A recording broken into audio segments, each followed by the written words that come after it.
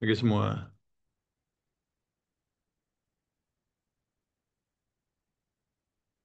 Deva, kita mulai aja. Halo semuanya, selamat pagi. Selamat pagi Pak Antonius, Pagi, Pak. Bu Hesti, Pak Samsyuda, Mas Pagi, Andi. Mas. Selamat pagi, Baik, Mas Dewa. ya. Baik, sesi pelatihan kedua pagi ini kita mulai saja sambil menunggu peserta yang lain untuk join. Tadi sudah saya infokan di Japri. Baik, sesi pelatihan pada pagi hari ini merupakan sesi pelatihan kedua dari 4 pelatihan. Tunggu sebentar. Sesi pelatihan kedua ini memiliki materi dengan tema rencana bisnis dan pendanaan. Untuk lebih lanjutnya, saya persilahkan Coach Farhan. Jadi, Pak, sesi konsultasi dulu mungkin. Ada yang mau tanya. Untuk sesi konsultasi pertama, saya akan panggil sesuai urutan nama yang ada di data saya. Namun karena peserta yang join masih belum banyak, saya panggil sesuai di partisipan yang join ya. Untuk yang pertama, Bapak Sandik Siap, monitor. berkonsultasi. Silakan Pak, mungkin konsultasi boleh atau memberikan perkembangan boleh atau bertanya secara umum juga boleh. Silakan. Sebelum masuk ke sesi pelatihan. Baik, terima kasih Coach dan teman-teman sekalian. Sebetulnya dalam hal ini kami itu juga masih meraba-raba, harapannya sih seperti yang pernah dibuka sama Pak SH waktu itu, kayak kita-kita yang mau memasuki dan yang sudah purna ini mungkin ada macam support pendanaan, dikasih permodalan. Sehingga harapannya kita yang sudah purna nanti, oh ini loh yang akan, ini loh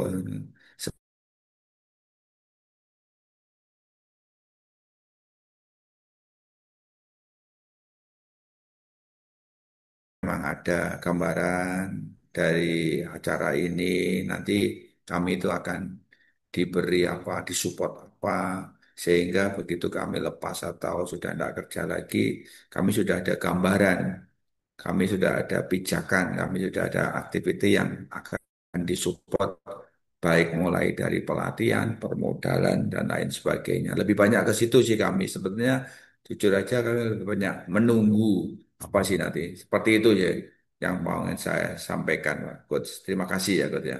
Siap, siap. Ya, apabila mengaca dari eh, batch 1 itu memang ada permodalan dari koperasi.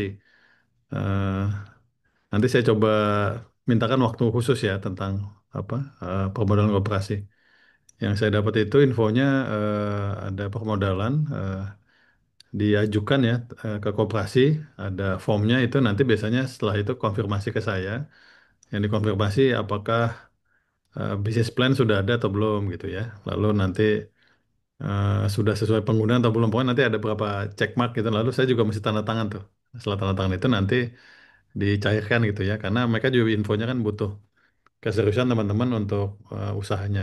Nah, selanjutnya bila setelah purna lalu bisnisnya berjalan bagus, nah nanti kemungkinan akan berpindah pemodalannya ke Vintara kalau nggak salah Pak. Vintara itu masih grupnya Vin- IPF. Vinatra, Vinatra, Pak. sorry ya Iya, Vinatra. Vinatra. Tapi mungkin ada bunganya ya. Cuman kalau bunganya berapa waktu itu belum sampai ke sana sih. Nah, beberapa yang di batch 1 eh, sebagian besar ya, bisa dibilang sebagian besar, tidak semua memang sebagian besar itu dia mengambil permodalan koperasi. Nah, yang Vinatra sudah satu atau dua gitu ya. Jadi kebutuhannya memang sudah tinggi. Kemarin itu ada yang permodalannya ada yang bangun apa namanya seperti Indomart ya. Ada juga minimarket ya. Ada juga beberapa untuk operasional usahanya gitu. Jadi memang beda-beda itu itunya. Cuman kalau permodalan ada sih Pak. Eh, Sepemahaman saya gitu ya. Dan karena saya waktu itu dikonfirmasi untuk istilahnya pesertanya sudah ada belum kertas kerjanya kan kalau kita bilangnya bisnis plan-nya dan lain-lainnya gitu.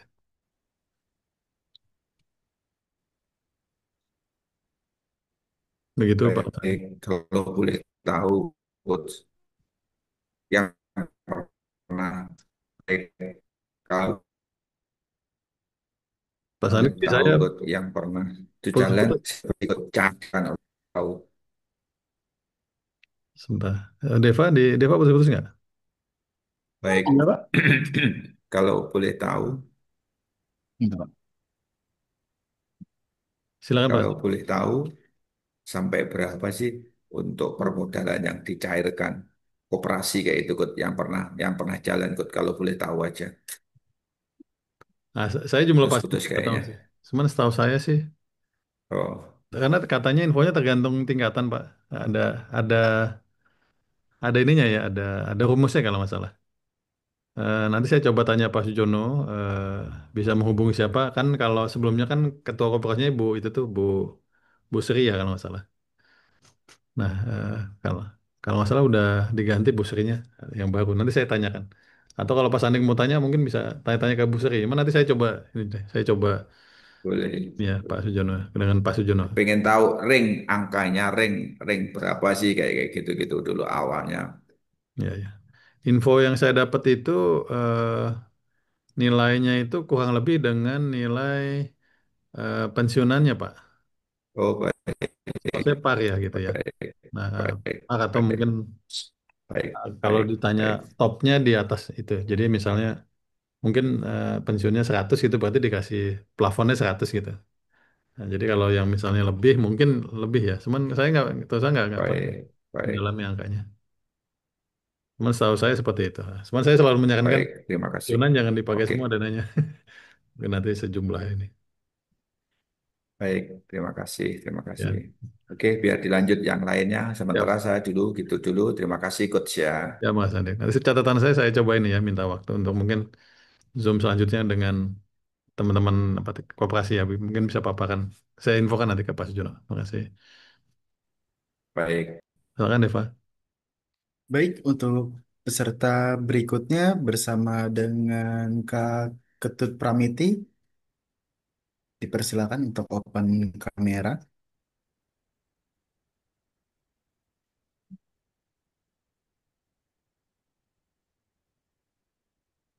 Oke.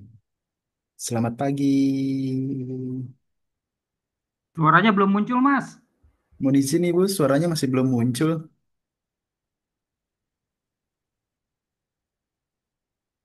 Iya, masih belum di saya Ibu izin sama.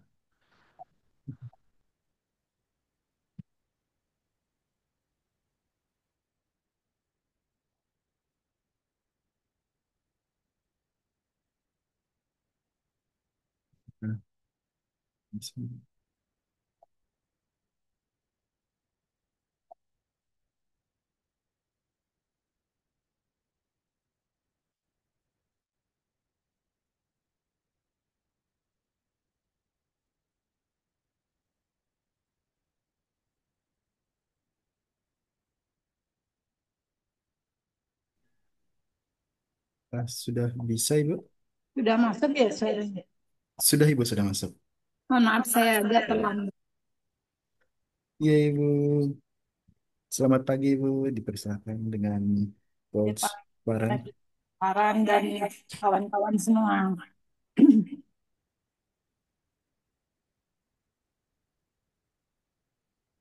Ini di sini untuk memaparkan ide bisnis lagi ya Mas Deva ya. Iya, Ibu, untuk tema hari ini kita memiliki tema rencana bisnis dan pendanaan. Lalu untuk sesi awal merupakan sesi konsultasi dengan Coach Baran. Ya. Untuk ide bisnis saya kan saya mau buka usaha untuk fashion ya, fashion wanita. Terus mungkin yang saya pertanyakan ini karena saya kan sangat pemula banget gitu ya. Jadi mohon arahnya apakah kita dalam memulai usaha ini sebaiknya memulai bisnis dengan online atau yang offline dulu. Begitu sih kurang lebih yang ingin saya tanyakan. Terima kasih Mas Deva. Terima kasih Ibu. Ibu izin rencananya mau produksi sendiri atau mau reseller? Mau ngejual atau maklon? Saya jasa aja Pak. Mungkin saya udah dapat beberapa supplier sih Pak. Oh, Jadi udah ada saya supply. buat Iya, aja. iya, iya.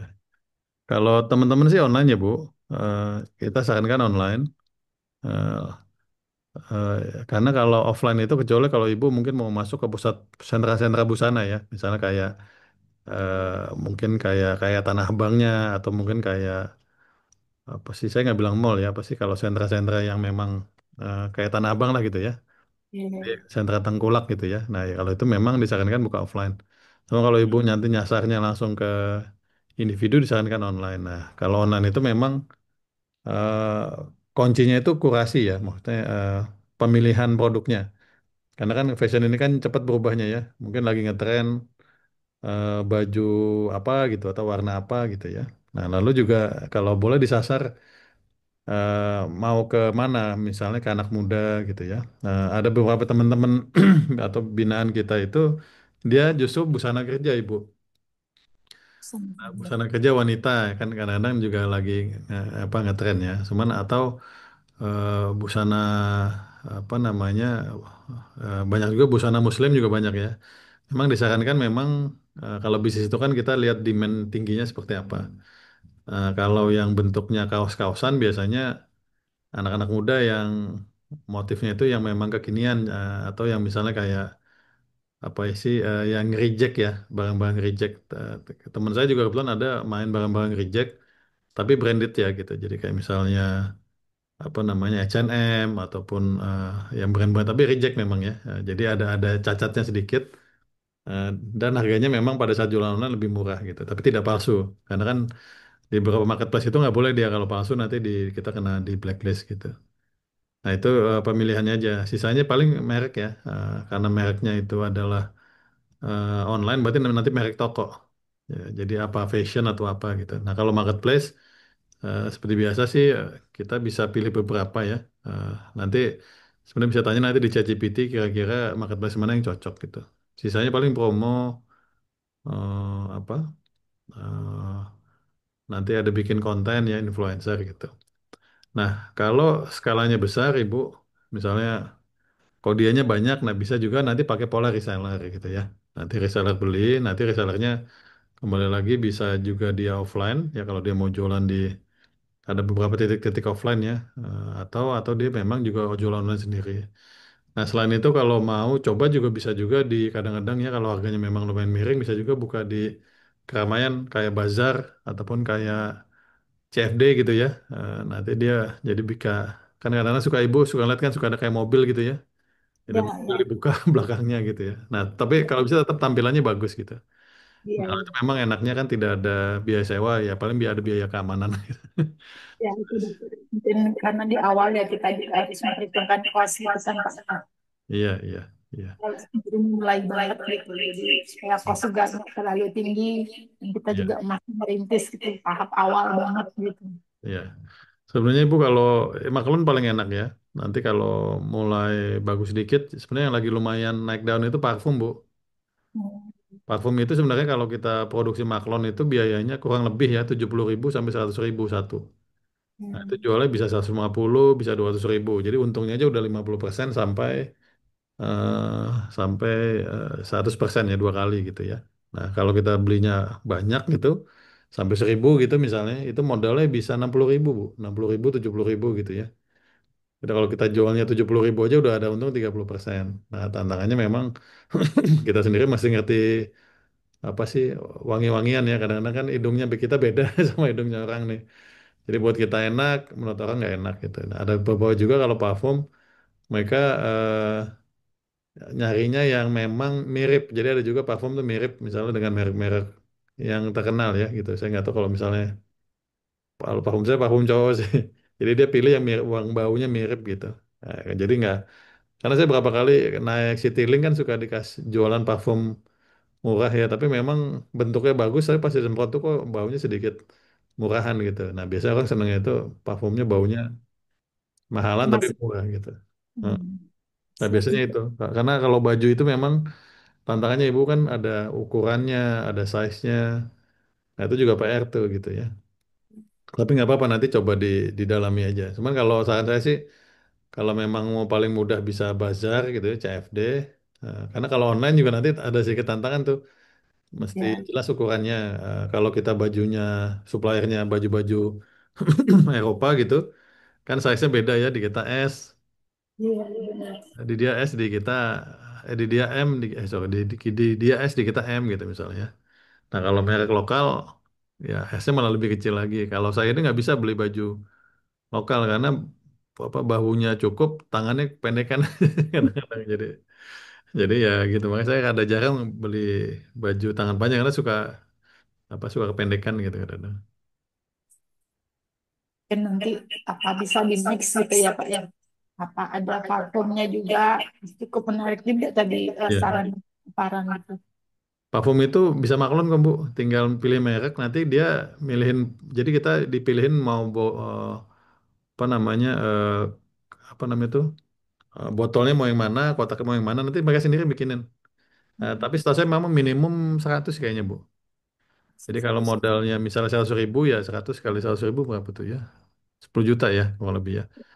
Nah, cuman kalau nego-nego ya mungkin bisa 50 dulu mungkin ya, jadi 5 juta gitu. Ya, nanti memang kalau kita udah masuk bisnis parfum, nanti bajunya bisa nyusul gitu. Kadang-kadang sih. Tapi emang enaknya parfum itu nggak ada ukuran aja. Kalau baju ini kadang-kadang ukurannya belum nanti pas nyampe, ya kadang-kadang ya mungkin karena ada cacatnya dikit kalau orangnya cukup lihat detail, oh kok ada bolongannya kadang-kadang cacat itu kan kadang bolongan dikit atau panjang sedikit. Tapi biasanya kita kasih tahu sih kalau ini memang X factory namanya bekas pabrik gitu. Gitu itu. Mungkin saya kalau untuk jualan di online tuh kendalanya saya tuh apa ya kayak bikin konten kayak gitu-gitu belum belum apa ya belum Ya, kalau belum Ya, kalau bikin konten sebenarnya nanti kan di sesi minggu depannya. Jadi ada namanya strategi marketing. Konten ini sekarang ini udah ada AI, Bu. Udah jauh lebih enak. Kita jadi nggak perlu kita yang jadi mukanya. Nah, tinggal diketik ya kalimatnya ya. Ada diketik nanti muncul. Nah, memang eh, ya, tantangannya mungkin sedikit mungkin gadgetnya ya. Apakah laptopnya, apakah handphonenya. Karena masih ada sedikit editing gitu. Tapi secara umum konten sekarang udah jauh lebih mudah. Jadi nggak mesti kita yang jadi apa yang jadi yang tampil di kamera ya saat ini udah banyak bahkan kalau yang canggih banget AI-nya itu baju kita bisa ditempelin gitu ya cuman itu sedikit sedikit kompleks sih memang kalau baju kita mau ditempelin ke modelnya gitu baik Pak. Terima kasih. ya Ini cara itu dulu Pak boleh pertanyaan. nah masih Terima kasih Mas Jeka. Iya, Ibu, sama-sama. Lalu untuk peserta berikutnya bisa saya panggilkan bersama Bapak Antonius Trijoko, dipersilahkan.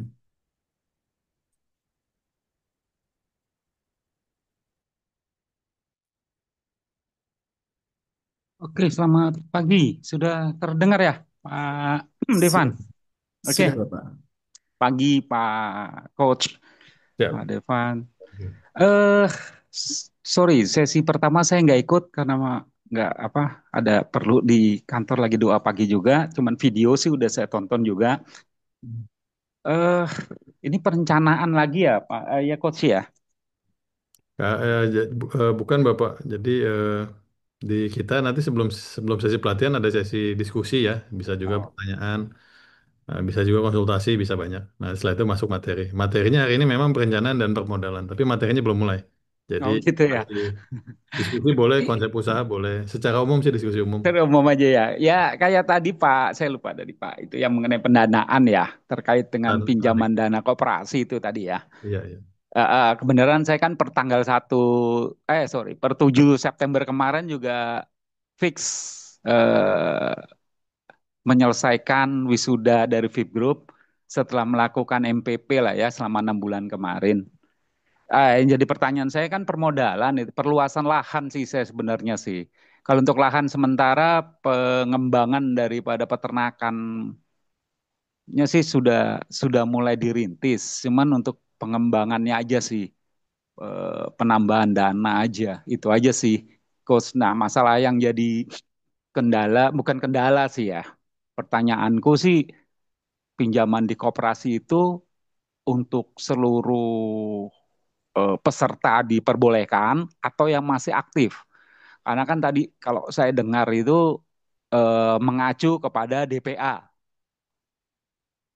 gitu loh. Sedangkan DPA ini kan kalau dari pihak Fibgroup kan sebelum dia menyelesaikan wisudanya itu kan masih ada lah tersangkut lah ya.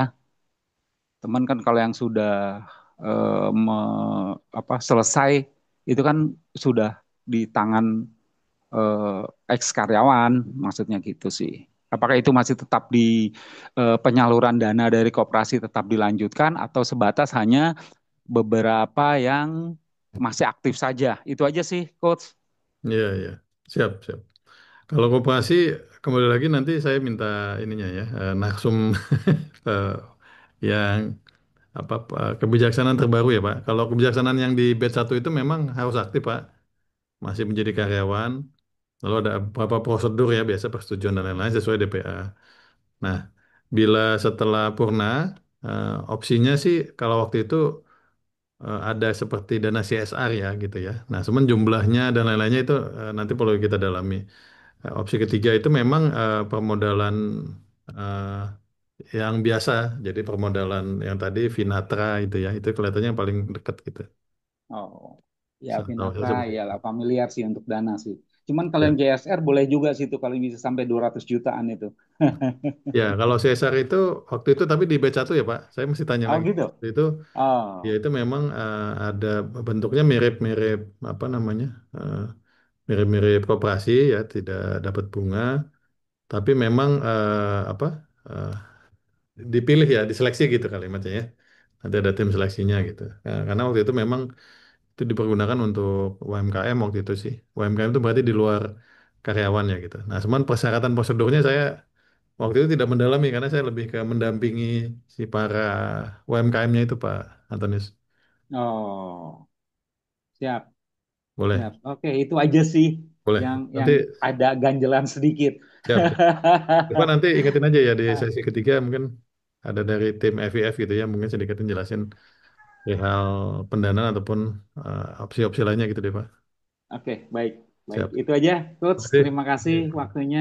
Selamat Ya, pagi. pagi. Terima kasih Bapak. Lalu untuk peserta berikutnya, saya akan panggilan dengan Bapak Budi Setiawan. Apakah bisa?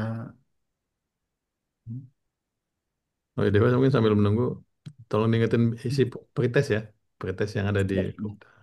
sudah Silakan saya Pak Budi. tunjukkan. Halo, pagi, pagi Selamat pagi. semuanya. Pagi, Coach. Pagi. Mhm. Eh, Tadi maaf, saya baru gabung. Tadi putus nyambung, putus nyambung. Untuk saat eh, ini sesi pertanyaan atau gimana, Coach? Bisa lebih ke diskusi Pak Budi. Eh, Kalau materi kan nanti sebentar lagi mungkin kita buka setengah 10 lah kita masuk materi. Mungkin ada Oke, satu dua orang yang lagi bisa iya, bisa bertanya. iya, Pertanyaan umum iya. aja boleh, diskusi umum boleh, Umum aja ya. keluh kesah Ini boleh, enggak, curcol enggak, boleh. enggak. Tadi kan barusan menyelesaikan ini. Apa? Ternyata SDM itu juga agak sulit untuk mengelola ya. Baru kemarin masuk ternyata hari ini sudah keluar. Ada salah satu baru saya selesaikan tadi pagi. Jadi gimana coach? Seharusnya atau atau bagaimana kalau kita menerima menerima karyawan itu apakah harus ada kontrak dan sebagainya begitu? Itu yang terjadi sih saya pada hari ini juga. Jadi kemarin baru masuk sehari katanya orang tuanya sakit terus tiba-tiba nggak masuk. Padahal saya berharap betul karena di CV-nya di itu pengalamannya banyak gitu loh. Saya berharap betul ternyata hari ini juga tidak masuk begitu sih. Jadi saya berpikir apakah harus ada semacam kontrak atau itu aja sih untuk Iya, sementara. iya. Jadi saya masih mengurus itu tadi. Siap, siap. Masih Pak Budi. Iya, Pak Budi dan teman-teman, memang SDM ini PR ya. Jadi memang di kita ini SDM-nya ya, terutama anak muda ini menarik Pak Budi. Semakin kesannya mudah didapat, semakin mudah dia melepas. Semakin kesannya Hmm. sulit didapat, semakin sulit dia melepas gitu ya. Nah, jadi kalau saya pribadi Hmm. kalau apa namanya nyari SDM ya, walaupun tidak menjamin juga, saya Hmm. kesannya sedikit mempersulit.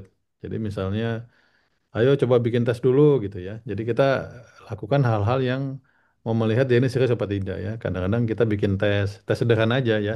Tes Hmm. tesnya biasa pilihan ganda sama esai. Nah, tes ini kan bisa pakai ChatGPT ya. ChatGPT tolong tuliskan Hmm. gini gini gini gini gitu. Nah, itu yang pertama. Yang kedua, kalau di perusahaan saya itu biasanya saya bikin layar, Pak. Jadi sosoknya itu ada pihak pertama, kedua, ketiga gitu ya. Nah, setelah Hmm. itu pun nanti biasanya ada, kita sih bilangnya nggak surat, memang idealnya surat kontrak ya, tapi minimal ada surat komitmen gitu ya. Surat komitmen ini mengatakan bahwa bila saya menyelesaikan sesi interview, saya akan komit apa dan apa dan apa. Nah, itu nanti isi surat bisa pakai ChatGPT itu. Nah, itu pun kadang-kadang juga tidak menjamin, Pak. Jadi mungkin cerita yang mirip ini kan saya punya kafe ya. Kafe ini Hmm. kalau sudah buka lamaran itu, lamar tuh 5 10 ya, semuanya itu benar-benar kayaknya BU mau kerja banget gitu ya. Akhirnya kita pilih-pilih dari 5 3 jadi satu, pas satu ya benar kayak Bapak tuh. Bahkan sampai udah dibikin layar tahapan tadi, jam 3 sore ketemu saya, gimana kamu? Siapa? Semangat, semangat katanya. Ya, ya siap semangat gitu loh. Besok paginya ngilang. Hilang. Ada juga kadang-kadang satu hari kerja, hari keduanya ini gitu ya. Jadi Hmm. mereka ini kadang-kadang juga kalau hari kedua ketiganya resign itu biasanya baper, Pak. Anak muda zaman now ini emang baperan dia. Misalnya bilang kamu Yap. kerja nggak bener Yap. nih gitu ya, langsung baper dia besoknya resign. Nah jadi memang Hmm. SDM ini memang saat ini jadi tantangan gitu ya. Nah memang ada beberapa sih, ada beberapa itu strateginya ya, kadang tadi ya kita bikin sedikit sulit untuk bergabung bersama perusahaan kita. Kedua itu ya mau nggak mau ngambil lingkaran keluarga Pak, keluarga apa teman gitu ya. Nah jadi Ya. kita minta rekomendasi misal keluarga, walaupun ada plus minusnya ya gitu ya. Nah kalau Atau dari karyawan yang lama nanti membawa orang gitu. ya Biasanya boleh itu juga. lebih awet. Itu lebih awet Iya, daripada kita membuka di media sosial gitu. iya bisa. Ternyata Intinya begitu ya. bikin dia nggak enak Pak, bikin dia nggak enak untuk resign. Tapi kembali lagi tidak ada jaminan ya, karena tantangannya Pak memang Hmm. kalau talentnya bagus, memang potensinya kan dia bisa dibajak atau dia mencari di tempat lain. Nah ini juga kadang-kadang sulit memang, ini ya kayak apa kita bilangnya, emang kayak mencari sebongkah emas. Saya juga yakin FIF juga walaupun karyawannya ribuan, tapi kan mungkin yang dicari modal awalnya 10.000 tuh mungkin. Jadi memang mangkocot itu kecil gitu ya. Nah, makanya kalau Bapak lihat kan ada beberapa itu kan di media itu ijazah ditahan gitu ya. Karena memang ya biar nggak bisa masuk suka-suka keluar suka-suka. Cuman ya kadang-kadang kita juga nggak mau seperti itu kan gitu. Nah, bisa juga Pak polanya itu trial ya. Jadi teman-teman misalnya nih butuhnya satu gitu ya. Teman-teman ini saya cobanya tiga dulu ya gitu ya. Nanti kita lihat nih dalam waktu 1 minggu apa 1 bulan yang serius. Nanti saya loloskan ke bulan kedua misalnya, dari dua, dari tiga jadi dua, dari dua jadi satu misalnya, atau dua dulu ya. Jadi memang mau nggak mau Pak, kita nerimanya dua gitu ya, walaupun mungkin ada sedikit biayanya kayak double, walaupun kita bilang kan nggak selamanya. Paling kita coba teman-teman dua orang ini eh, sebulan dulu ya. Nanti memang yang lolos sesuai kriteria bisa lanjut ke 3 bulan. Nah 3 bulan, 6 bulan baru setahun gitu. Jadi dibikin semakin sulit, semakin mereka mau mempertahankan Pak. Gitu kalau lebih seperti itu. Nah apalagi Ya, kalau ada kompetisi kan, ada kompetisi mereka, waduh saya mesti ini nih gitu ya. Kalau satu memang tonnya itu ya tendensinya mereka memang akan resign sih ya, khususnya anak muda. Karena saya udah sering bolak-balik tuh khususnya di kafe saya itu. ya, ya seperti itulah anak-anak sekarang berbeda dengan zaman-zaman yang agak-agak berumur itu.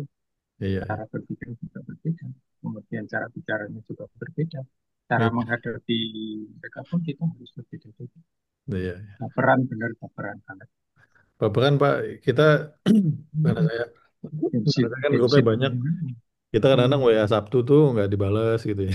Karena kan di jam kerja gitu ya. Dan sebaliknya. Cuman ya Ya, saya pikir sih ya kan memang udah mungkin budaya sedikit berbeda gitu. Kalau saya bisa bikin opsi-opsi aja. Cuman yang opsi yang paling bagus itu mungkin Pak. Kalau sudah mulai berulang polanya mungkin hiringnya dua Pak. Hiringnya dua. oh ya. Jadi kita Juara bilang satu. Iya, kamu ini ada yang cewek itu bertahan. Yang cowok iya itu, padahal saya maksudnya saya lebih utama yang cowok itu. Yang cewek iya itu sudah bertahan, bertahan. iya Nyaman kan, yang nyaman ya udah. iya Baik. Maksudnya lebih. iya. Nasi saya kadang lebih enak ngebentuk Pak dibanding udah jadi. Kalau jadi itu Hmm. memang biasanya tonnya ya sedikit ini gitu, overconfident. Cuman kalau kita ajarin biasanya mereka stay biasanya gitu. Siap. Ya, terima Oke, kasih. Terima kasih. masih, masih, Makasih, cuman itu aja. Tadi. masih Pak Budi. Hmm. Deva kita mulai aja ya, silakan Deva dibuka sesi pembukaan pelatihannya. Baik. Terima kasih teman-teman yang telah hadir dan kita telah melewati sesi konsultasi pada awal sesi pelatihan pada pagi hari ini. Kita selanjutnya akan memasuki sesi materi untuk pelatihan kedua dengan tema pelatihan kedua merupakan rencana bisnis dan pendanaan. Untuk materi, Coach Farah dipersilakan. Oke, masih Deva. Setelah saya buka dulu. Teman-teman seperti biasa paling materi 15, mungkin 30 menit sisanya diskusi. Bila tidak ada pertanyaan ya kita bisa selesaikan nanti banyak diskusinya di grup ya. Sebentar.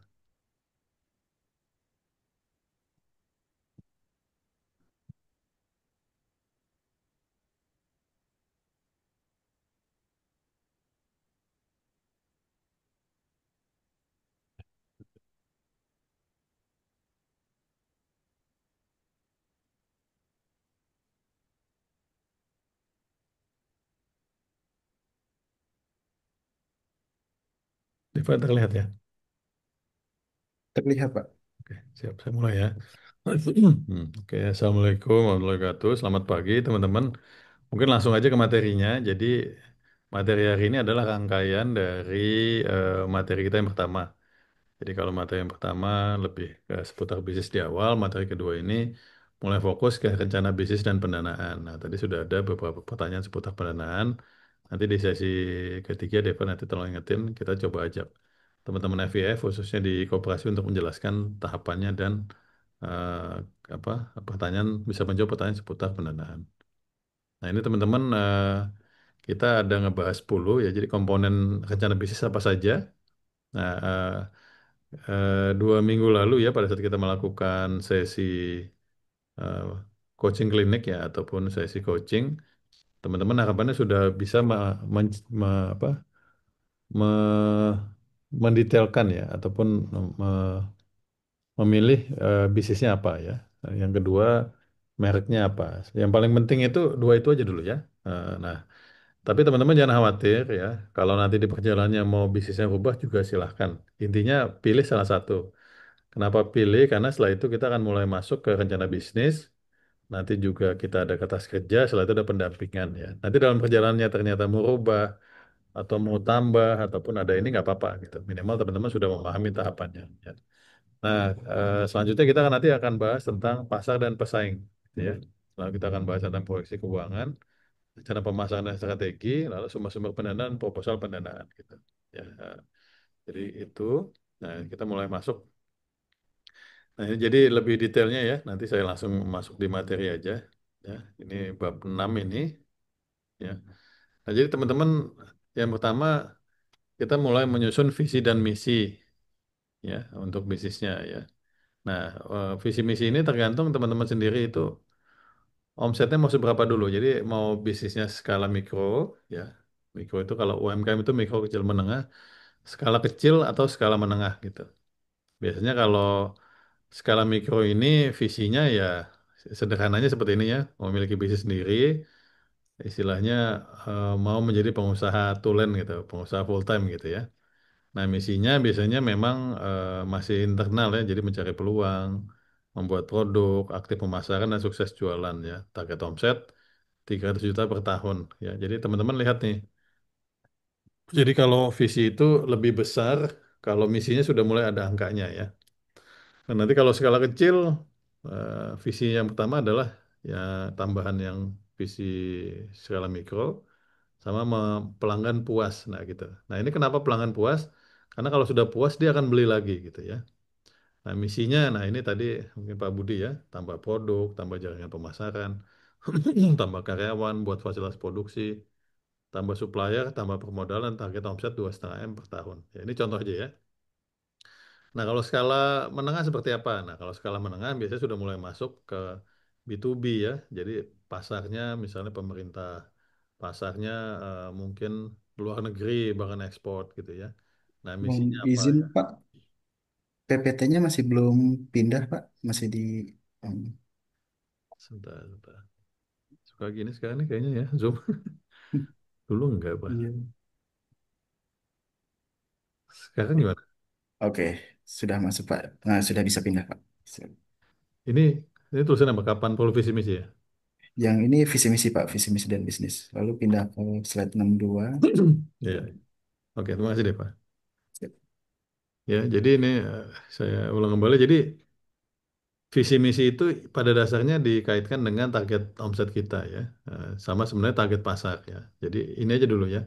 Jadi buat teman-teman yang tadi Bu Ketut misalnya mau produk fashion ya, visinya memiliki merek sendiri ya. Cuman karena dia tadi jasa atau reseller berarti memiliki toko online gitu ya, bisnis sendiri dalam bentuk toko online gitu ya. Atau memiliki eh, bila tidak toko online akan melakukan kegiatan-kegiatan apa sih kayak pameran ataupun bazar ya. Jadi emang kalau fashion itu teman-teman bazar itu lebih mengena karena kalau udah di kegiatan rame-rame orang tendensinya tuh untuk belanja tinggi ya.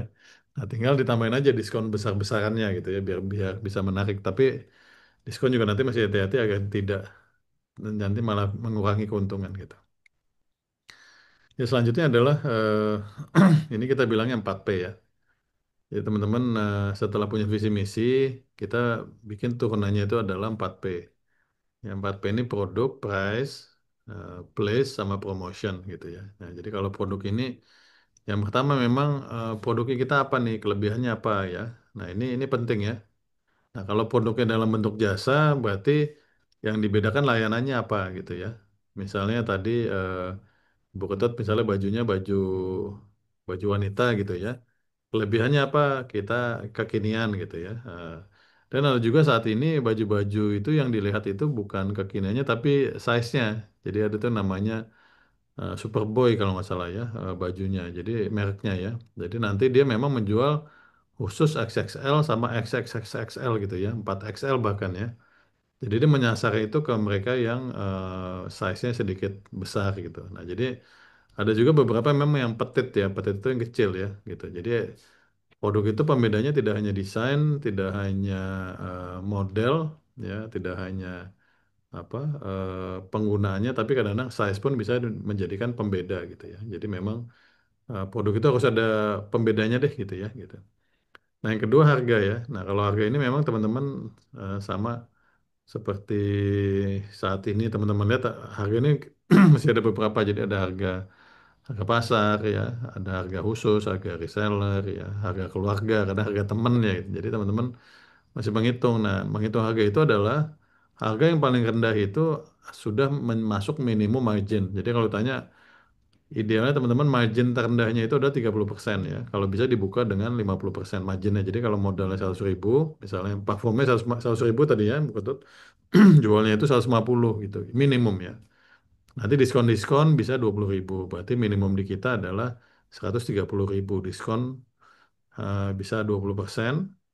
Dan nanti apa kita masih punya margin 30% gitu ya. Nah, beberapa kalau sudah mulai masuk ke mall, ke pasaran ya, itu kita harganya malah kadang-kadang sampai 3 kali lipat teman-teman. Jadi modalnya 100.000, jualnya 300.000. Kenapa begitu? Karena biar bisa diskonnya nanti nurun ya.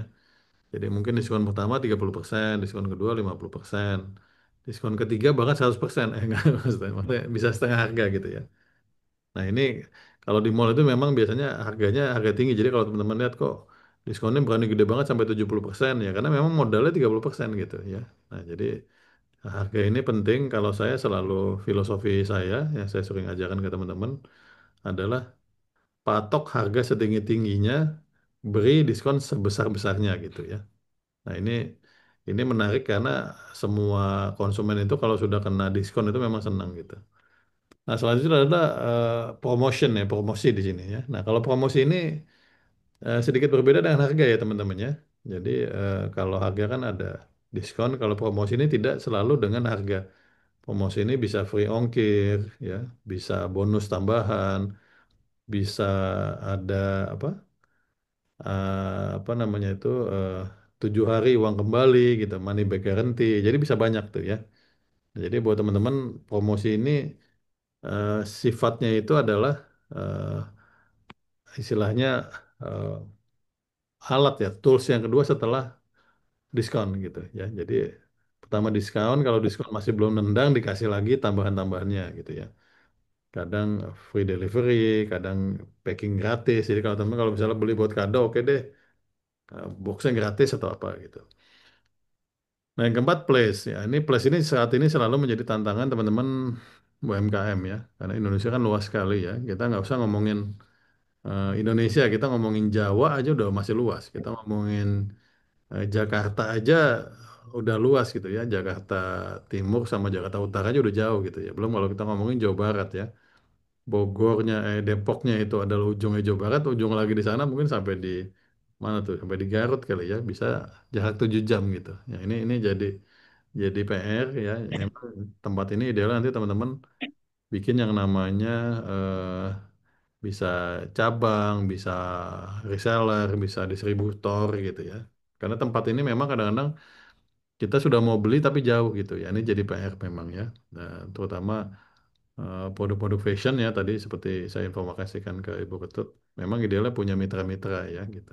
Nah, terlebih makanan gitu. Jadi kalau temen yang nanti bisnis makanan ya idealnya mau nggak mau mesti bikin yang jangka panjang ya, ya baik frozen ataupun yang bisa diawetkan gitu.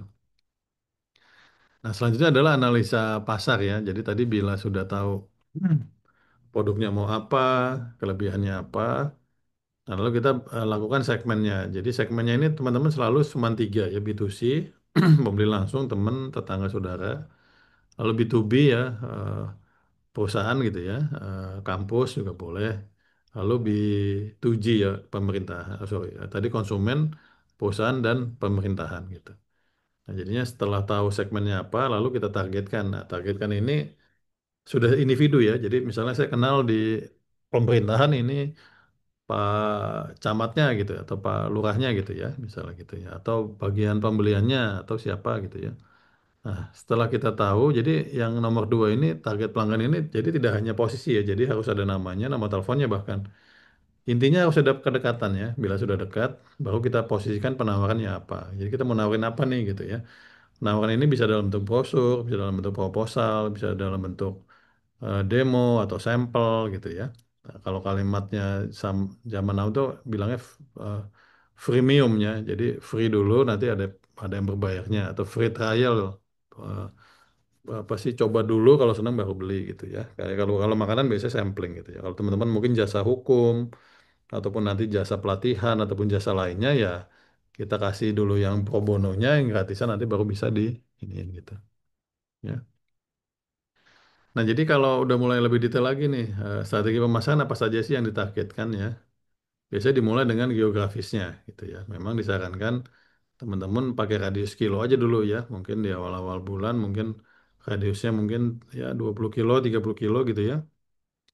Setelah itu mulai masuk ke demografis ya, usia, jenis kelamin, penghasilan, pekerjaan, dan pendidikan. Nah, setelah itu masuk ke psikografis ya. Psikografis ini kelas sosial, gaya hidup, dan kepribadian. Nah, satu segmentasi perilaku. Nah, ini kelihatannya kan kompleks ya. Nah, ini memang menariknya teman-teman saat ini sudah ada ChatGPT gitu ya. Jadi teman-teman tinggal masukkan produknya seperti apa. Pokoknya masukkan sedetail mungkin tadi 4P-nya ya. Produknya apa, kelebihannya apa, harganya berapa, promosinya apa. Nah, lalu kita tinggal bilang tolong buatkan strategi pemasaran, strategi penjualan gitu ya. Ini akan sangat enak sekali ya. Jadi teman-teman nanti Saya lompat sedikit, nanti teman-teman bayangannya adalah sesi pelatihan ada 4 kali. Nanti setelah 4 kali teman-teman bikin kertas kerja ya dalam waktu semingguan gitu. Lalu kita ada post survei, setelah itu kita mulai masuk ke pendampingan bisnis selama 3 bulan. Nah itu harapannya dalam 3 bulan itu teman-teman memang usahanya dimulai dan berjalan dan menghasilkan keuntungan gitu. Ya. Nah setelah itu tentu saja kalau kita sudah mulai melakukan produksi, sudah melakukan penjualan, selanjutnya adalah memang pencatatan ya. Jadi laporan keuangan itu teman-teman ada dua tahapan yaitu mencatat dan melapor ya. Kadang-kadang hanya melapor tapi tanpa mencatat gitu ya. Jadi melapor itu teman-teman dalam fungsi summary aja. Misalnya kalau ditanya Deva usahanya untung nggak? Untung gitu ya. Untung berapa? Misalnya 10 juta. Oke boleh lihat nggak catatan detailnya? Nah kadang-kadang nggak punya tuh. Jadi cuma tahu catatan besarnya bahwa untung gitu ya.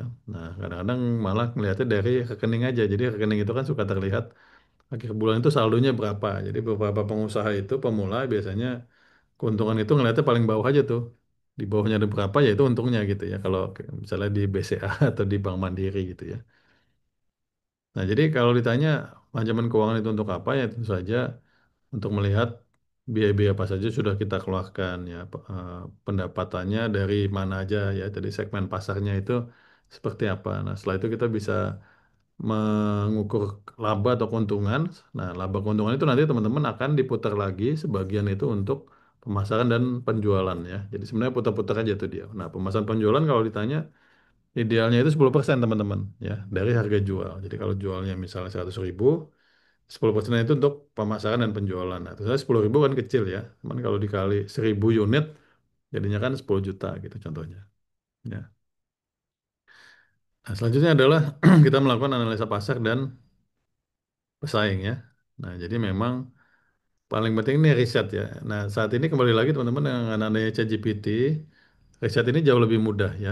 Nah, teman-teman bisa ketik ya misalnya tadi Bu Ketut, ChatGPT tolong lihat produk fashion sejenis ya dengan punya saya, tolong bandingkan. Nah, itu bisa banget teman-teman ya. Gratis lagi. Kalau zaman dulu banding-bandingan gini ada biayanya tuh ya, mesti pakai konsultan dan lain-lain. Saat ini udah udah mudah sekali gitu ya. Nanti mungkin saya coba di minggu depan juga nanti saya tambahin sedikit tentang sesi ChatGPT ya. Nah, jadi dengan adanya riset ini ketahuan nih ya. Nah, buat yang di riset kalau kita pemula yang di riset siapa? Ya kompetitor aja teman-teman. Ya, tolong lakukan riset. Teman-teman cari marketplace-nya. Ini linknya tolong lakukan riset. Seperti apa sih strateginya? Ya tadi 4P-nya tadi ya. Jadi teman-teman kita punya alat intelijen ya kalau bisa dibilang itu dan gratis dan canggih banget ya gitu ya. Bisa membantu kita untuk bikin strategi jangka panjang gitu.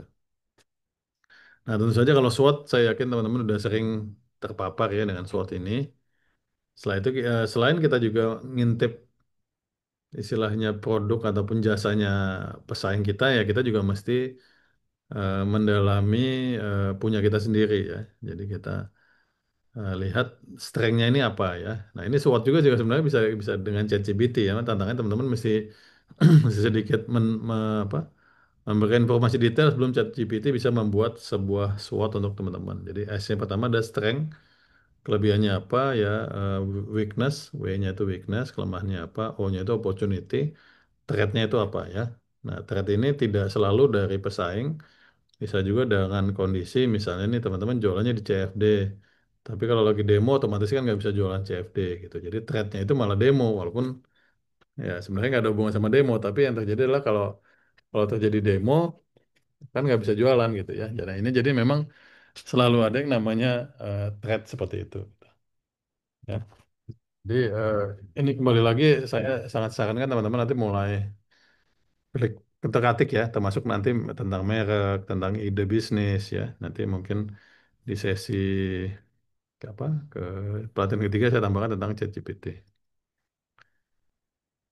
Nah ini kembali lagi menekankan tentang segmen pasar yang tepat ya. Jadi di sini tahapannya target pasar, yang perilaku konsumen, analisa data, strategi sama evaluasi. Nah paling penting evaluasi ya. Evaluasi ini maksudnya imbas ke bisnisnya seperti apa gitu. Ya ini jadi nanti eh, harapan saya teman-teman bisa ngebayangin ya dari paparan saya ini biar nanti bisa masuk ke sisi bisnisnya. Nah, strategi lainnya ya tadi ya, eh, ya istilahnya ATM ya amati, tiru dan modifikasi. Ya.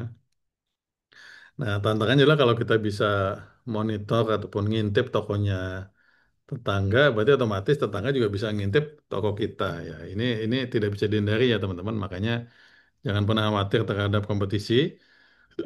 Tinggal teman-teman pegang aja konsumennya. Konsumen ini biasanya kadang-kadang kita bikin yang namanya database, kita bikin yang namanya loyalty program, ya reward bahkan ya. Nah ini bisa banyak nanti strategi-strateginya gitu ya. Nah selanjutnya adalah kita bahas proyeksi keuangan ya. Jadi teman-teman ini mungkin sedikit kompleks ya. Cuman saya yakin teman-teman secara tidak langsung paham ya bagaimana yang pertama. Bisnis itu kan tujuannya untung ya. Jadi untung itu berarti teman-teman masih punya dua pencatatan yaitu catatan penjualan sama pencatatan pengeluaran ya. Pemasukan dan pengeluaran. Selisihnya itu berarti bisa dibilang laba dan rugi. Nah, laba dan rugi juga teman-teman bisa dibilang laba dan rugi berjalan ya. Jadi bulan ini bisa jadi laba. Kenapa? Karena penjualannya tinggi. Bulan depan bisa jadi rugi karena penjualannya rendah. Nah, cuman ada lagi laba rugi per tahun. Jadi memang idealnya ditutup dengan waktu setahun. Ada beberapa bahkan bikinnya menjadi 3, 5, 10 tahun. Jadi di total semua ya bisa kelihatan. Nah, bulan ini bentuknya tren sama seasonal ya. Bisa kelihatan oh ternyata kalau lagi musim liburan misalnya bulan Juni, Juli pembelian turun kenapa orang pada belanja jalan-jalan gitu misalnya. Tapi yang kuliner liburan makin tinggi. Kenapa? Karena mereka di rumah ya. Jadi teman-teman bisa melihat seasonal ini sama bisa memproyeksikan nanti kira-kira tahun depan tren mana yang tinggi, jadi produksi lebih banyak. Ya kalau jasa berarti mungkin magangnya lebih banyak, anak magangnya, karyawannya gitu ya. Gitu. Nah, selanjutnya teman-teman memang mesti bisa menghitung HPP namanya ya, harga pokok produksi. Nah, kembali lagi di sini dengan adanya ChatGPT semuanya sudah bisa HPP ya. Jadi teman-teman harga pokok produksi ini ya tentu saja yang paling awal adalah bahan baku, lalu biaya operasional ya karyawan ya. Nanti biaya pengiriman, ya biaya lain-lain, nah lalu ditambahkan margin, ya lalu muncul akan namanya harga pokok produksi ya. Nah, setelah itu ditambahkan beberapa komponen lainnya menjadi harga pokok penjualan gitu ya. Nah ini eh, selalu saya bilang kalau mau enak setelah itu dikali dua gitu ya. Nah jadi marginnya juga kali dua. Jadi bila terjadi diskon besar-besaran teman-teman tetap bisa memiliki keuntungan gitu. Ya. Nah ini kalau kita ngomongin kas ya, jadi memang teman-teman nanti mesti menyiapkan tiga jenis kas ya. Jadi kas operasional, ya ini biasanya dari pemasukan sama penjualan. Ya, nanti ada juga kas investasi. Nah, ini biasanya dananya terpisah. Jadi kas investasi ini nanti dia dananya misalnya dari dana perbankan, dari dana koperasi ya. Nanti ada lagi harus kas pendanaan. Nah, ini kalau ini biasa dari pihak dari tempat-tempat lainnya gitu ya. Nah, memang pendanaan investasi mirip-mirip ya. Ini memang lebih umumnya ya. Nah, jadi maksudnya apa? Jadi misalnya nih kita punya dana 20 juta gitu ya. 10 juta ini adalah untuk usahanya, 10 juta ini untuk investasi ataupun pengembangan ya. Nah, tapi 10 juta ini bisa jadi dana kita, 10 juta lainnya adalah dana perbankan. Nah, jadinya maksudnya apa? Berarti teman-teman kan mesti bisa ngitung bahwa nanti bila dana investasi ataupun pendanaan yang dipakai tetap bisa nyicil nantinya ya, agar nantinya itu eh, tetap bisa untung di akhirnya gitu. Nah, setelah itu kita akan mulai ngitung namanya BP ya. Jadi teman-teman BP ini saat ini dengan adanya pasar online ini sedikit kompleks lah, jadi bukan sedikit mudah tapi sedikit kompleks ya. Karena komponennya itu saat ini lebih banyak misalnya kalau ini gadget ya. Komponennya misalnya adalah influencer gitu ya. Jadi lebih banyak ke sisi marketingnya gitu. Ya, jadi dan kadang-kadang promosi iklan gitu ya. Nah, jadinya memang BP ini karena fungsinya ini eh, apa sudah sedikit berbeda ya. Kalau dulu kan BP-nya kan kita masuknya ke infrastruktur ya. Kita sewa rumah, sewa mobil, sewa semua. Nah, kalau saat ini malah bisa dibilang bisnis itu lebih mudah karena sudah bisa jualannya online, jadi infrastrukturnya hilang ya. Jadi BP kita itu ya sebenarnya hanya dana yang kita alokasikan di awal. Jadi misalnya oke modalnya 50 juta, pada saat untungnya sudah nutup 50 juta sebenarnya udah BP gitu. Ya, ini memang sedikit berbeda bila teman-teman butuh infrastruktur, misalnya kantor hukum. atau kalau tidak kantor pelatihan gitu misalnya. Berarti kan memang perlu invest infrastruktur di depannya. Nah ini kalau ini memang metodenya adalah ngitung BP gitu. Ya, nah kalau ditanya pendanaan awal butuhnya apa saja sih ya. Jadi buat teman-teman saat ini yang yang pasti sudah terpikirkan memang kan biaya produksi ya, misalnya biaya bahan, bahan baku lah gitu ya. Kalau jasa berarti biaya gaji karyawan ya, bisa dibilang ya. Nah, jadi yang pertama adalah tentu saja gaji karyawan. Nah, gaji karyawan saya sarankan kalau bisa, kalau memungkinkan kita cari anak magang ya, kalau memungkinkan gitu ya. Jadi itu lebih murah, makan kesannya gratisan. Namun tantangannya memang ya kan karena masih muda sekali, jadi mungkin belum terlalu maksimal ya. Nah, biasa kalau saya mulainya dengan anak magang dulu, nanti kalau kerjanya bagus kita gaji mereka full time gitu. Nah, magang itu sendiri biasa hanya 3 bulan teman-teman. Jadi dan itu pun ada pola-pola waktunya. Untuk teman-teman nyari anak magang bisa dibuka di sosmed ataupun ada beberapa website yang bisa kita iklankan atau bisa juga kita kerjasama dengan SMK terdekat ya.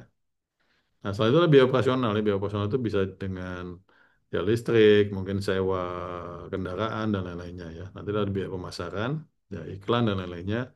Nah, kegiatan online atau offline ini event ya maksudnya ya. Biaya peningkatan produk misalnya kemasannya mau diperbaiki, nah, ya. Nah, dan ini biaya operasional lainnya gitu. Nah, kita mulai masuk ke pemasaran dan strategi ya. Jadi teman-teman, ada yang terkenal itu namanya AIDA ya. Awareness, Interest, Desire, dan Action. Ya, jadi biasanya kalau awareness ini kalimatnya itu tak kenal maka tak sayang. Nah ini kadang-kadang kita ini langsung tokonya nggak dikenal. Jadi misalnya Buketut itu bikin bikin toko online tapi nggak dikenal, tahu-tahu langsung bikin promo besar-besaran ya. Memang idealnya itu kita perkenalkan dulu ya. Padahal itu memang mesti bikin konten ya. Misalnya kenal dengan ya artis mana misalnya kalau bisa ya atau pejabat mana gitu ya. Karena mereka itu bisa bantu kita aware ya, terkenal gitu ya. Jadi banyak saat ini bahkan kalau teman-teman tahu misalnya dulu ya Inul Vista gitu ya. Sebenarnya itu kan karaoke biasa aja, cuman karena ada kata Inulnya orang wah ini punyanya Inul gitu ya. Contohnya aja ya.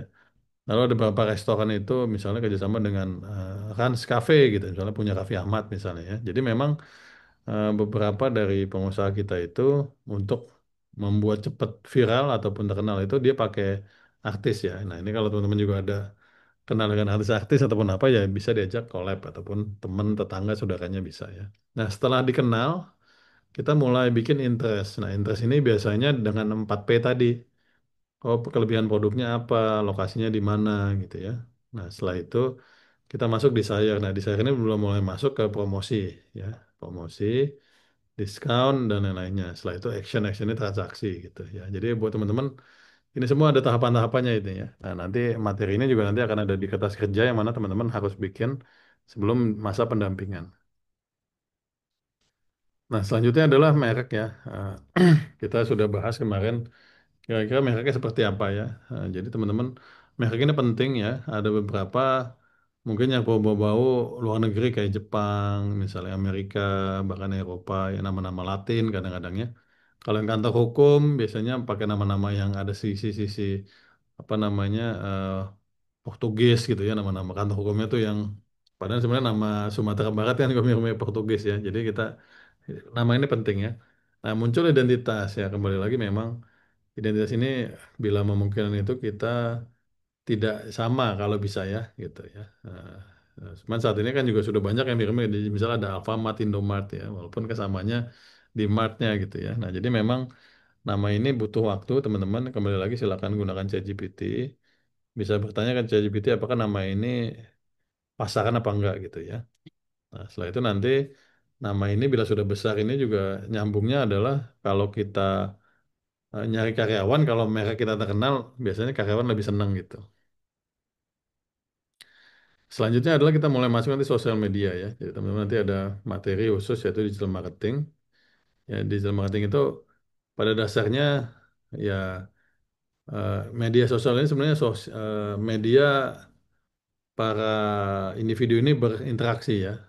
Nah, ya, awalnya memang untuk update kegiatannya, ya, update preferensinya, ya. Tapi sekarang ini sudah mulai masuk ranahnya tuh ranah bisnis ya, bahkan sudah mulai masuk ranah politik gitu ya. Nah, sudah Jadi sudah sedikit berubah yang tadinya hanya untuk ranah pribadi, sudah masuk ke ranah itu. Nah, saat ini pun sudah banyak influencer-influencer yang bermain di ranah baik produk ya, baik politik ya. Nah, ini menarik ya buat teman-teman. Jadi nanti teman-teman harapannya bila sudah berjalan bisnisnya bisa menguatkan dari sisi mereknya, brandnya tadi dan menguatkan dari sisi individunya. Karena memang di sosial ini memang lebih fokus ke individunya. Oh, ini pemiliknya siapa sih ya? Jadi kalau teman-teman lihat itu semua brand itu pasti ada muncul pemiliknya ya atau nggak pemilik mungkin manajernya ya ataupun ada perwakilannya gitu ya. Nah ini jenis-jenis marketing khususnya di sosial media ya. Jadi ada yang bentuknya itu eh, ya iklan di sosial media. Ada yang bentuknya dari segi konten ya kontennya juga bisa edukasi ya. Atau pakai influencer, influencer itu jadi kita bayar orang nanti dia yang bikinin konten kita ya. Nanti ada juga yang terakhir adalah copywritingnya ya. Jadi kembali lagi copywriting nggak usah khawatir karena sudah ada ChatGPT.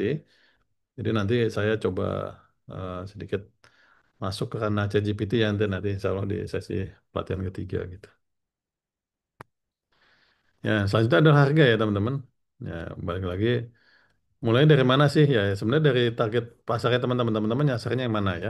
Kalau nyasarnya adalah eh, kelas istilahnya menengah ke bawah ya. Jadi kalau teman-teman ingat kemarin di sesi pre-survei kita tanya target pasarnya menengah ke atas sama menengah ke bawah ya karena ini akan masuk ke harganya gitu ya. Jadi pertama kita cek dulu harga kita masuknya ke segmen mana, setelah itu kita hitung HPP-nya, lalu masukkan biaya marketing nanti akan muncul harga kita. Nah, selanjutnya harga kita ini akan kita bandingkan dengan harga kompetitor gitu. Ya, itu tahapan-tahapan flow-nya secara umum gitu. Nah, ini bab terakhirnya teman-teman. Nanti mungkin ada sesi tanya jawab Deva satu dua bila ada. Bila tidak nanti kita bisa tutup dan kita nanti masuk di sesi diskusi bisa di grup ya. Nah, kita masuk di sumber pendanaannya. Jadi teman-teman tadi sudah ditanya ya pagi ini. Nah, nanti di sesi depan kita coba ajak juga teman-teman FIF yang bisa membahas tentang koperasi dan permodalan lainnya. Jadi saat ini yang paling dikenal adalah core ya teman-teman itu bunganya 6% ya kurang lebihnya. Lalu ada jaminan ya. Nah, jaminannya itu bisa aset, bisa pokoknya namanya dari kakak ya. Ini bisa mencapai 500 juta ya. Tadi kan sempat ada yang nanya Pak Sodik ya kalau nggak salah ya, tentang pembelian lahan ya. Saran saya sih Pak, ya kalau hitung-hitungannya benar bisa coba dana kur Pak, karena ini kecil sekali. Contohnya kalau teman-teman ngambilnya 500 juta itu cicilannya eh, bisa 10 sampai 14 juta ya sebulan ya. Kalau 500 juta ya. Kalau setengahnya 250 berarti kurang lebih 5 sampai 7. Kalau misalnya nya misalnya cuma 100 juta berarti kurang lebih berapa tuh? Mungkin 2 jutaan gitu ya. Jadi sebenarnya sih cukup cukup ini ya cukup mudah dan tidak sulit kok ini ya. Tinggal teman-teman bikin NIB. Setelah itu ada asetnya memang asetnya pun setahu saya kalau ini carinya aset-aset kecil aja ya. Jangan aset gede nanti asetnya misalnya 1 miliar padahal minjamnya cuma 100 juta. Nah itu sebenarnya ada sayang kalau bisa cari aset-aset kecil gitu. Ya, itu lagi ya. Nah, nanti ada juga namanya model Ventura ya. Jadi Ventura itu memang ini sedikit ada nama venture capital ya. Ventura memang di Indonesia ini lebih dikenal sebagai startup ya. Intinya teman-teman ada lembaga Ventura yang mereka bisa membantu mengembangkan. Ini bisa yang namanya private equity, ya bisa juga namanya angel investors ya. Jadi mereka mereka memang orang-orang yang ingin menginvestasikan dananya gitu ya. Nah ini diatur juga oleh oleh OJK ya. Jadi ada juga yang polanya lewat fintech ya. Jadi teman-teman ada juga pendanaan fintech namanya.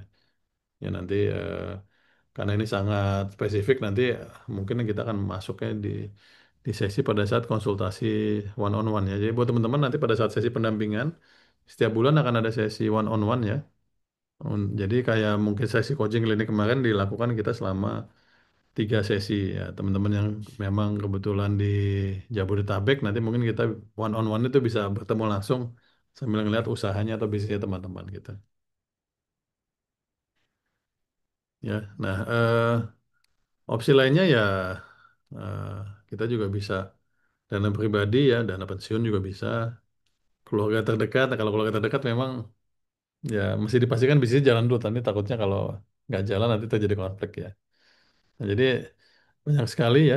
Saat ini lagi terkenal ini BNPL ya, Pay Later namanya.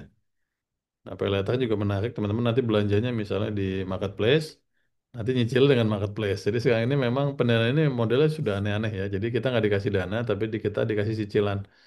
Nah, misalnya teman-teman bisnisnya jasa traveling gitu ya, ataupun jasa apa namanya tuh tour ya, tour ataupun jasa jalan-jalan gitu ya. Nah, itu kan masih beli tiket dulu tuh gitu ya, atau booking hotel misalnya. Nah, itu bisa bookingnya pakai Traveloka, nanti ada namanya Traveloka Pay Later gitu ya. Nah, tinggal kembali lagi hitung-hitungannya aja jangan salah, karena kalau salah nanti apa lumayan apa nomboknya gede gitu ya. Nah, jadinya eh teman-teman nanti bila sudah mulai mau masuk pendanaan di luar dana pribadi, memang mesti bikin yang namanya proposal.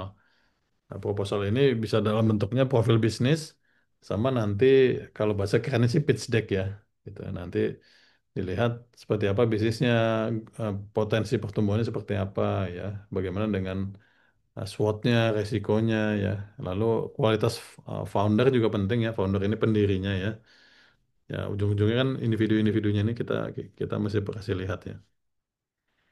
Nah setelah itu nanti ada timnya biasanya nih, ya ini memang kebanyakan ini minimal berdua ya, kadang bertiga. Jadi biasanya ada CEO, ada CFO biasanya ya. Kalau bertiga CFO, sorry CEO, CFO sama COO, Chief Operational ya.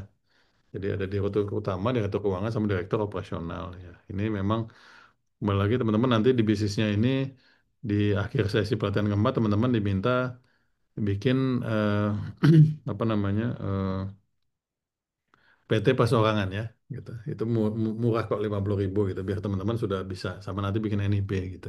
Ya karena sekarang ini bila menjalankan usaha memang sangat disarankan memiliki dua legalitas ini gitu. Ya. Nah ini contoh-contoh ya investor seperti apa sih ya. Jadi investor-investor seperti ini yang paling enak itu ada friend investor. Jadi teman kita sendiri ya ataupun keluarga juga bisa ya.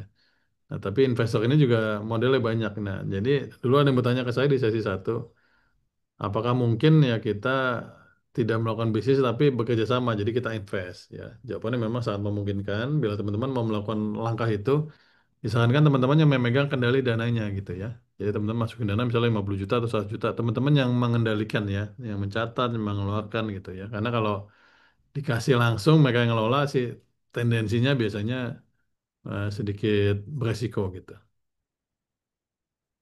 ya. Nah, ini untuk paparan kertas kerja aja, saya mungkin kasih lihat nanti ada saya kirim ya di sesi pelatihan keempat. Ya, teman-teman nanti jadi akan ada eh, file ya, ada file PDF, teman-teman bisa ketik sendiri, tapi nanti mulainya setelah di sesi keempat ya, nanti ada Deva untuk ngingetin ya, ada dikasih waktu 1 minggu ya teman-teman untuk membuat, setelah itu kita lakukan konsultasi bisnis ya, one on one setiap bulannya gitu, satu orang gitu. Ya, jadi nanti mulai dari identitas bisnisnya apa ya ini ada nomornya ya. Lalu sosial media seperti apa ya. Platform keuangannya nanti mau dipakai apa ya. Jadi contohnya teman-teman kalau bisa kalau rekening misalnya kalau bisa itu ada rekening khusus bisnis, ada rekening untuk pribadi ya. Walaupun masih pakai nama pribadi nggak apa-apa kok gitu ya. Lalu nanti penjualan melalui marketplace seperti apa ya. Jadi nanti ada ininya. Nah ini jadi ini contoh-contohnya aja ya teman-teman.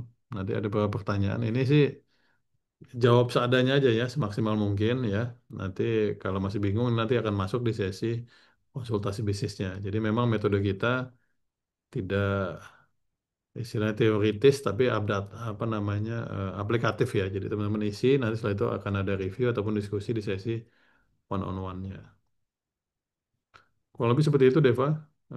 Materinya saya tutup dulu.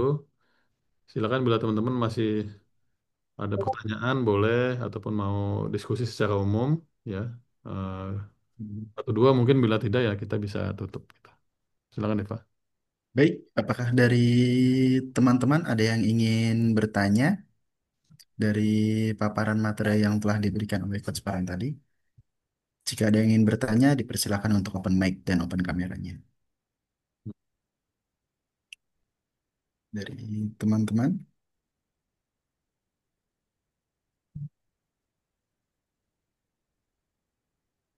Mungkin dipanggil satu dua mungkin. Ada yang mungkin kalau Clear. Sementara masih clear. baik. Pak Slamet, apakah ada Ibu yang ingin Ketua kayaknya. ditanyakan? Cukup jelas. Sementara masih cukup jelas. Oke. Ibu Ibu Ketut kayaknya. Ketut Pramiti, apakah ada yang ingin dipertanyakan? Ada yang ingin ditanyakan? Silakan Ibu.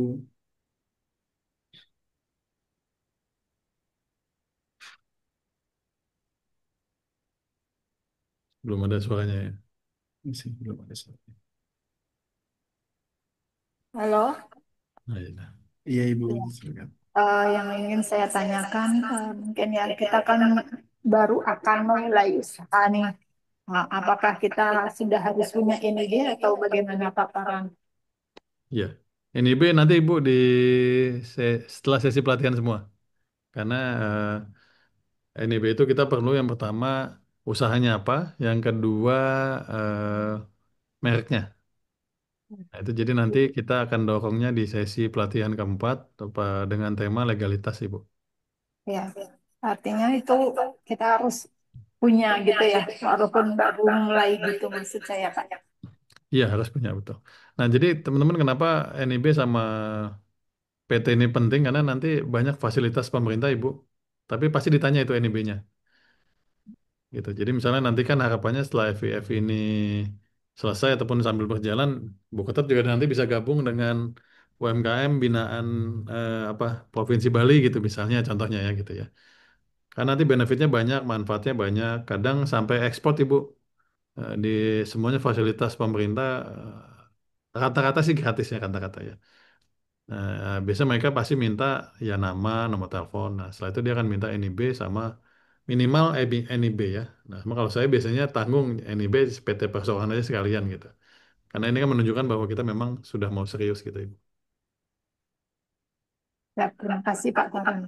Ya, pokoknya masih ada waktu 3 minggu ini ya untuk pertama memutuskan ide bisnisnya, yang kedua mereknya itu aja dulu. Kalau sudah dua ini nanti pelan-pelan kita ke arahnya ke legalitas. Nah, legalitas kebetulan ada di sesi keempat nanti. Ya, Coba. terima kasih Pak. Masih Terima kasih Ibu. Untuk teman-teman yang lain, apakah ada yang ingin bertanya? Masih Ya, dipersilakan sebelum sesi izin ditutup. izin bertanya, Silakan Pak Mas Edi. Eva. Coach Farhan dan Mas Dewa, terima kasih. Saya punya ide kan, ada beberapa ya. Jadi yang sebutnya usahanya satu, tapi arahnya sebetulnya kan ada beberapa gitu. Jadi ada yang pertama kan ke produknya langsung ke end usernya, ada juga yang karena model bisnis saya kan ada yang ini coach, ada yang jual ke langsung orang atau ke agent. Yang pertama adalah ada investor gitu di sini. Ada peran investor karena untuk bisa loncat lebih cepat kan kita perlu buka ide saya ini perlu buka lokasi di beberapa tempat. Nah, itu kaitannya kan dengan investor ya, Coach Farhan ya. Nah, kalau berkenaan dengan investornya, yang kepikiran sama saya itu ada dua metode. Pertama adalah franchising, yang kedua adalah semacam kayak manajemen fee atau cooperation gitu. Jadi kita jual jasa untuk memanage usaha ini. Setelah yang bersangkutan beli usaha kita, mungkin setelah itu dia katakanlah misalnya nggak punya cukup waktu, kita bisa menyediakan jasa untuk manage gitu ya. Nah, kira-kira kalau dari saya mau minta saran dari Coach Farhan, kira-kira untuk orang yang di level investor tuh pemikirannya gimana sih ketika dia menilai suatu kelayakan suatu proposal bisnis gitu. Kan dia membandingkan, kalau kita kan kita juga membandingkan terhadap sesuatu ya, misalnya apakah dengan tingkat deposito, kalau saya taruh di situ, ataukah dengan obligasi gitu. Nah, kalau yang orang-orang yang kaya ini, yang investor itu, di pikiran mereka itu membandingkannya gimana gitu Coach Farhan, supaya ketika kita buat proposal itu nyampe ke kenalarnya mereka, terus mereka bisa tertarik gitu. Mungkin gitu, gitu aja Bu Farhan. Terima kasih. Siap, siap. Sebentar. Nah, tadi ada materi sebentar. Saya buka aja ya biar biar kelihatan. Kelihatan Pak Andi. Iya, Ya, ini kelihatan Pak. pada dasarnya seperti ini ya. Ada yang kita bilangnya ini value investor. Kalau value investor ini nanti dia masuknya saham tuh Pak Andi. Jadi misalnya Pak Andi nilai perusahaannya misalnya 1 miliar misalnya gitu ya. Nah nanti dia bikin menjadi saham. Misalnya Pak Andi nilai perusahaan 1 miliar, berarti kalau saya masuk 50 juta, eh, eh, 100 juta deh gampang 100 juta, saya minta saham 10% ya gitu. Nah kalau karena dia minoritas, berarti dia tidak akan mengendalikan usahanya gitu ya. Intinya dia kalau value investor ini, dia ini menilai sahamnya. Nah value investor ini biasanya tidak mau kalau usahanya baru berjalan. Ya, jadi karena dia bilang dia tidak bisa menilai usahanya berapa. Nah, kalau digabungin value investor dan friend investor, ini pertemanan ya. Nah, kalau ini biasanya friend investor ini memang cocok untuk yang masih baru tapi kenalnya sudah lama, Pak Andi. Jadi ini bisnisnya baru kenalnya sudah lama. Nah, kalau ini biasanya dia tidak pakai nilai perusahaan tapi nilai investasi, nilai cost namanya ya, cost investment, biaya investasi. Misalnya, bro, butuh dananya 200 juta nih gitu ya. Nanti kalau sudah berjalan 1 tahun nilai perusahaannya bisa 1 miliar gitu misalnya. Maksudnya apa? 200 juta misalnya dia dapat saham misalnya dia masukin berapa 50 juta ya berarti kan dia dapat 25%. Ya, jadi nanti kalau kita masuknya nilai perusahaannya menjadi 1 miliar ya nanti kita masuk ke value investor. Jadi nanti ada dua investor ya bertahap gitu Pak. Nah, nanti si value investor masukin dana 500 juta kan untuk misalnya 50% gitu ya. Nah, nanti si friend investor ini bisa dapat dananya kembali. Karena kan dia punya 25% saham dari 1 miliar kan jadi 250 juta gitu. Ya, nah ini biasanya friend investor ini eh, mereka yang dijanjikan ini nanti nilai perusahaannya membesar gitu ya. Nah, cuman berarti buat Pak Andi eh, apa mencari investornya tidak boleh stop di friend investor. Fokusnya di value investor ya. Nah, nanti setelah itu ada lagi namanya growth investor ya. Nah, ini biasanya jadi sudah ada value investor, nanti kita bisa masuk ke growth investor. Growth investor ini biasanya mereka yang melihat perkembangannya. Nah, ini biasanya growth ini biasanya mereka yang memiliki cabang, franchise ya. Misalnya kita punya tempat les gitu contohnya ya, atau bahkan kantor hukum gitu misalnya ya. Nah, kantor hukum ini kan misalnya kita bilang ini 1 titik Jakarta aja omsetnya atau pemasukannya sebulan bisa 100 juta gitu ya. Nah, kalau kita bikin 10 aja langsung 1 miliar ya. Kalau kita bikin 20 bisa langsung 2 miliar gitu contohnya. Ya, jadi itu namanya growth investor. Jadi growth investor ini biasanya nanti mendanai infrastruktur biasanya dia.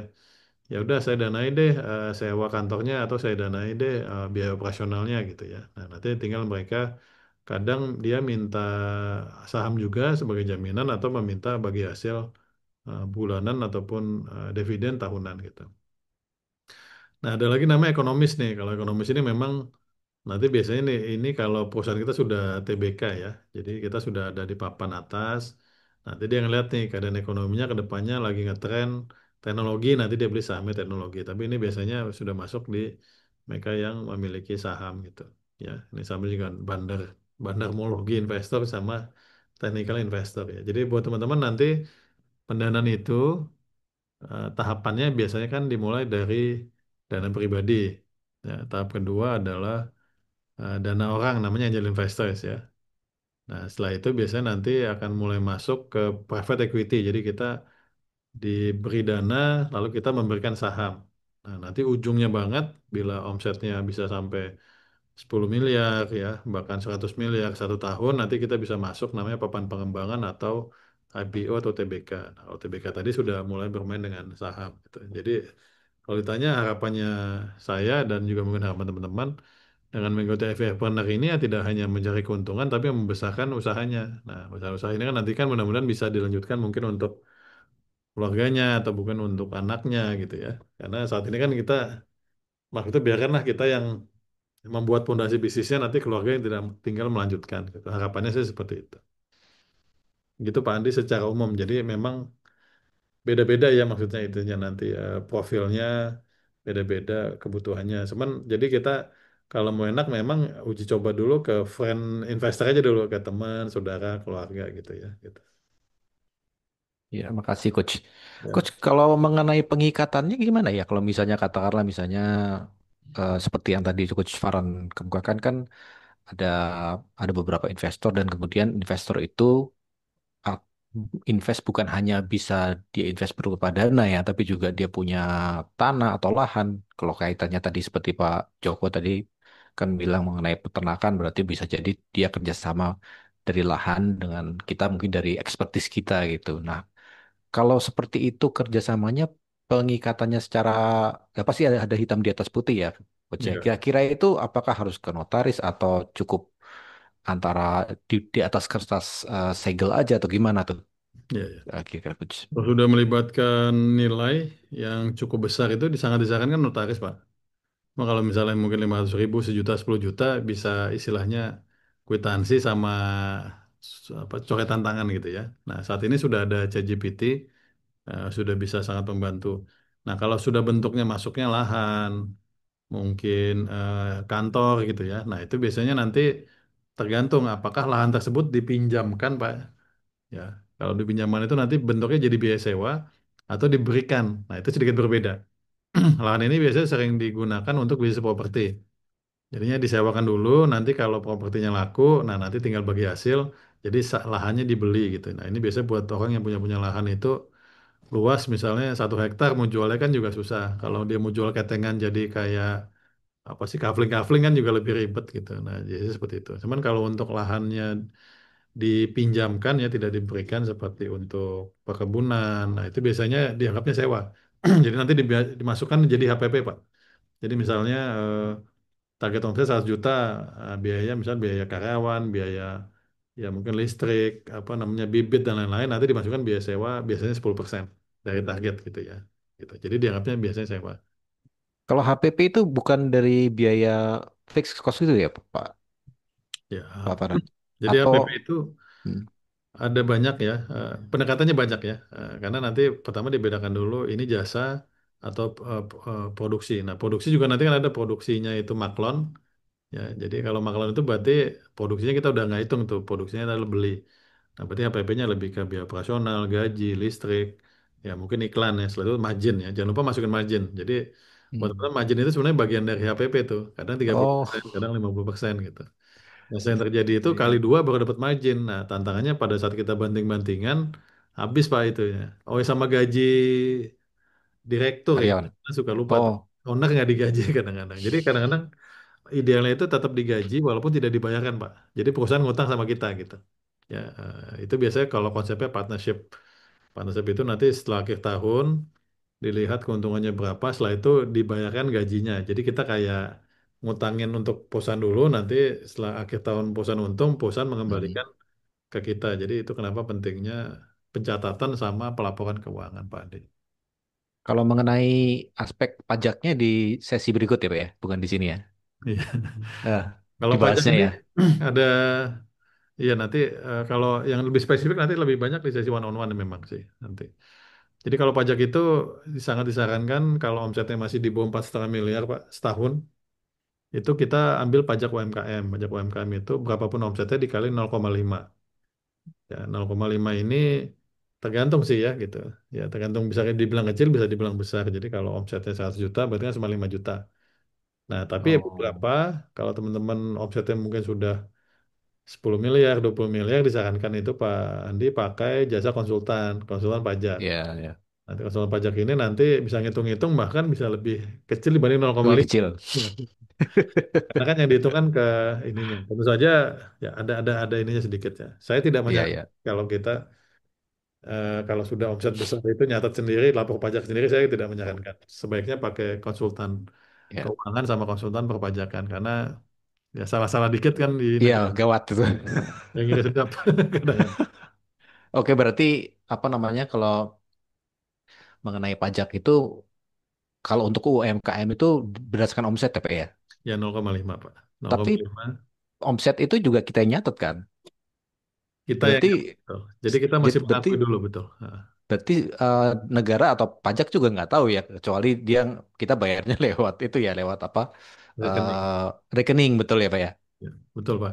Jadi pertama memang metode perpajakan kita masih bentuk pengakuan, Pak. Nanti setelah Hmm. itu memang akan ada namanya audit ya. Nah, sebenarnya jarang sekali ya, maksudnya dengan penduduk yang ratusan juta potensinya tidak gitu ya. Nah, mereka kadang-kadang memang bekerja sama dengan PPATK ya. Jadi misalnya nih Pak Andi klaimnya untungnya cuma 5 juta, tapi kok di rekeningnya ngalirnya miliaran nih gitu Hmm. ya. Nanti dia pendekatannya apakah tidak melaporkan keuntungan ataupun omset Hmm.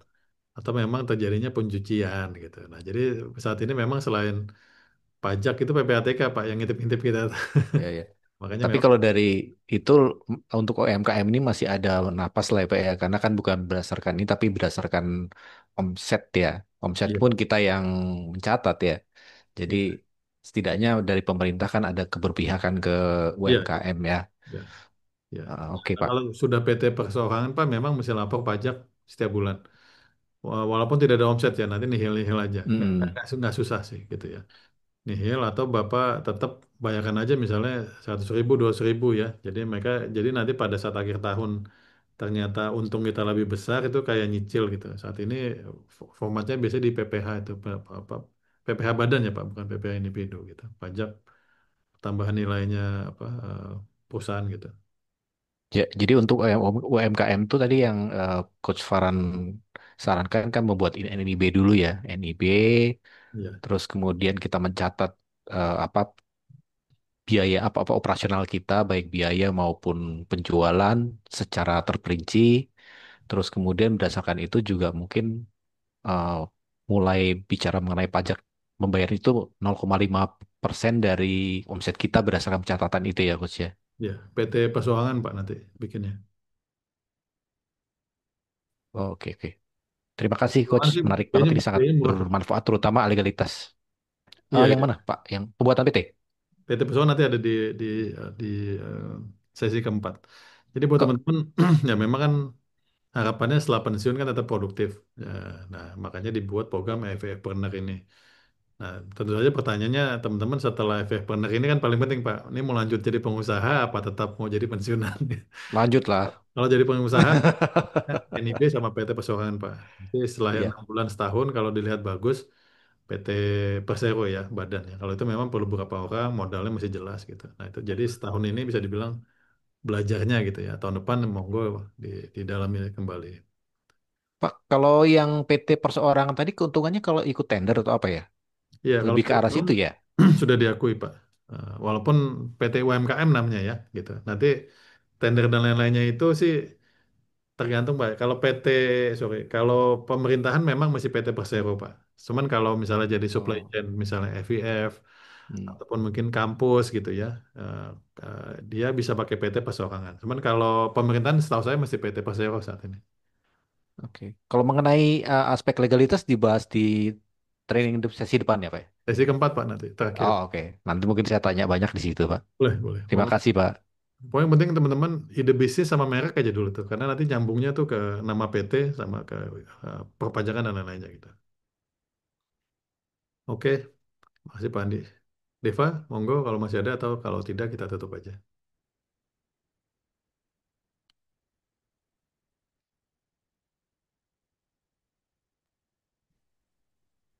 Baik, terima kasih Bapak. Dari teman-teman yang lain, apakah ada yang masih ingin bertanya? Dan kita sudahi aja.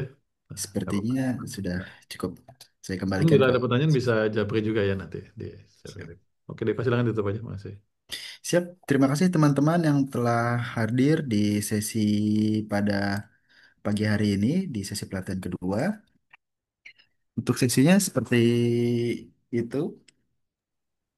Next, kita akan ada sesi pelatihan ketiga yang akan saya infokan kembali nanti melalui Japri.